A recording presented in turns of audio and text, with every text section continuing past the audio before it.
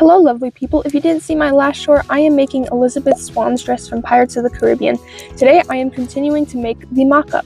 Last time I made the top of the mock-up, this time I am making the bottom. For the bottom of the dress, I decided to make it 2 pieces that meet up in the back. Right here, I am pinning on the pattern and cutting out the pieces that I need. When making the second piece of the bottom of the dress, there wasn't quite enough fabric, so I did have to sew a little piece onto it to make sure it was big enough. I did get the fabric from the thrift store just to make it cheaper, and it was a tablecloth, so that's probably why there wasn't quite enough. So yeah, if you want to do this project and it's kind of expensive because all the fabric, going to the thrift store definitely makes it a little cheaper, even though it's a little bit less fabric. As long as you find a big enough sheet, it should be good.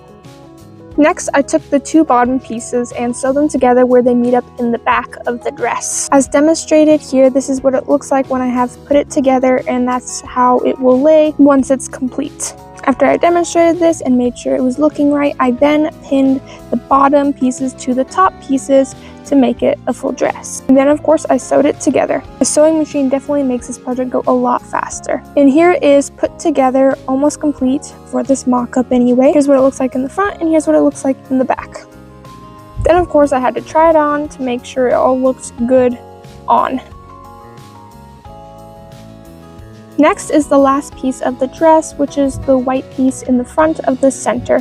I went ahead and made a pattern and cut this out to sew on. The pattern for this piece that I made in this video isn't exactly what I wanted. I did actually do this part, but in the end, once I finished it, I realized I wanted something different. So for the real dress, I will be doing something slightly different. Anyway, for the piece on this mock-up, I went ahead and sewed it on one side, and then I sewed it onto the other side.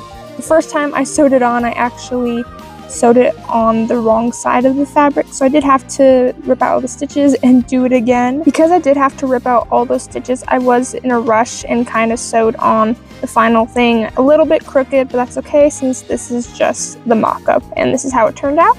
And I'll see you next time for the actual dress. Bye!